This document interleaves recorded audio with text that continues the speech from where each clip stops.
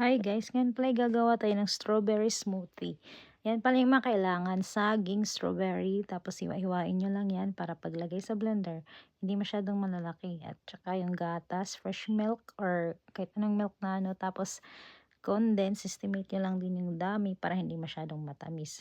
Huwag nyo din masyadong i-over ng pagka-blend para hindi pino.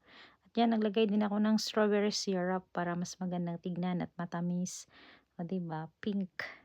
At saka yung isa namang baso, pinuno ko lang din yan dyan, pero hindi ko na nilagyan ng strawberry syrup sa ilalim kasi maglagay ako ng whipped cream.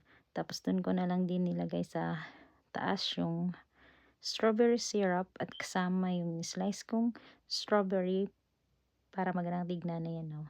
Diba? Maganda tignan, fresh na fresh at perfect ngayong summer. Try nyo na din yan guys. Saktong sakto nga yan ngayong summer.